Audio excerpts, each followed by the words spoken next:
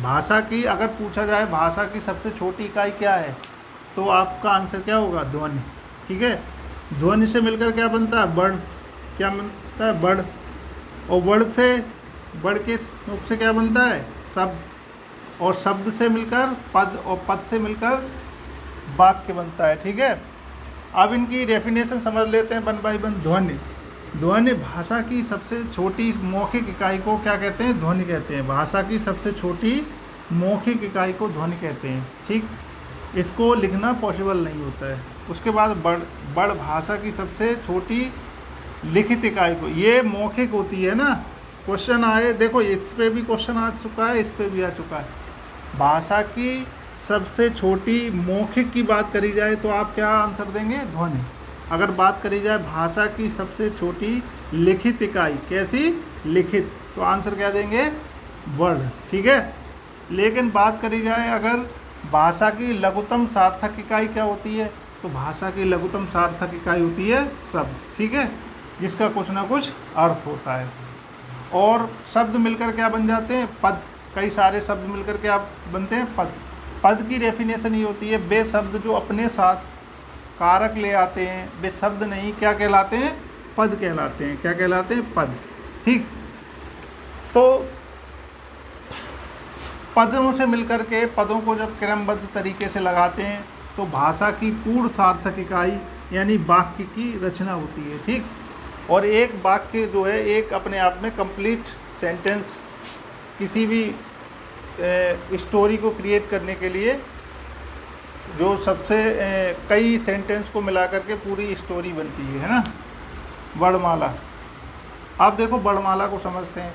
वर्णमाला बेसिकली, वर्णमाला की परिभाषा की बात करी जाए तो परिभाषा होती है वर्णों के व्यवस्थित समूह को वर्णमाला कहते हैं। ये तो सभी को पता होगा है ना, फिर भी मैंने लिख दिया है। उसके बाद वर्णमाला की बात करी जाए तो इसमें दो टाइप्स होते हैं, नंबर 1 स्वर, नंबर 2 व्यंजन। ठीक, अगर स्वर की बात करी जाए तो क्वेश्चन बनता है कि स्वरों की संख्या कितनी होती है, तो अगर ऐसे ही बेसिकली पूछा जाए तो आंसर आप देंगे 11 यानी 11। ठीक है, स्वरों की संख्या। अगर क्वेश्चन आए स्वरों की कुल संख्या कितनी होती है, तो इसका आंसर होगा 13 यानी 13। ये 13 क्यों होती है? तो 11 तो नॉर्मल स्वर होते हैं और 2 ये अनुस्वार और विसर्ग, ठीक है, अयोगवा जुड़ जाते हैं, जो टोटल 13 हो जाते हैं, 13। ठीक, उसके बाद मात्राओं के आधार पर अगर स्वरों की बात करी जाए तो इनकी संख्या 10 होती है। ठीक है, मात्राओं के आधार पर स्वरों की संख्या कितनी होती है? 10 होती है। ठीक, अगर बात करी जाए व्यंजनों की तो व्यंजनों की जो संख्या होती है वो 33 होती है। अगर नॉर्मली क्वेश्चन आए कि व्यंजनों की संख्या कितनी होती है और ऑप्शन में 33 दिया रहे तो आप आंसर 33 यानी 33 लगाएंगे। उसके बाद अगर बात करी जाए कुल संख्या कितनी होती है व्यंजनों की, तो कुल संख्या की बात करी जाए तो वो 39 होती है। ठीक, 39। देखिए कैसे होती है, देखो 25 तो ये स्पर्श व्यंजन होते हैं।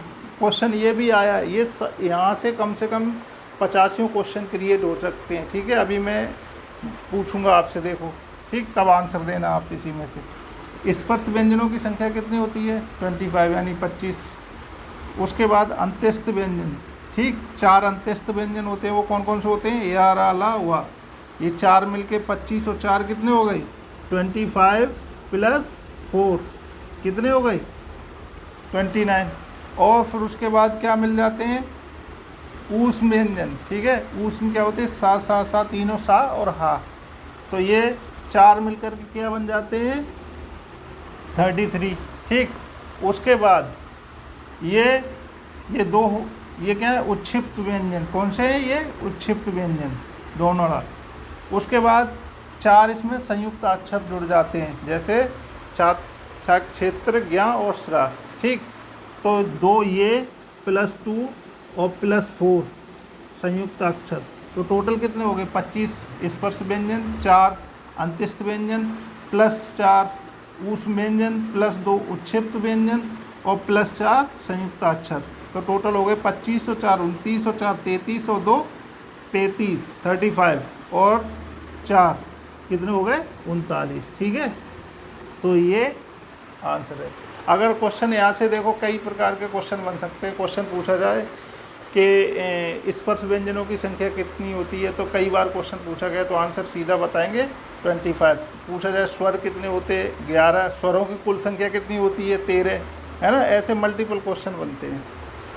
तो ये भी पूछा जाता है कि अंत्यस्थ व्यंजन कौन से होते हैं, ठीक है। ये क्वेश्चन ऐसे आता है, इनमें से कौन सा अंत्यस्थ व्यंजन नहीं है, ठीक है।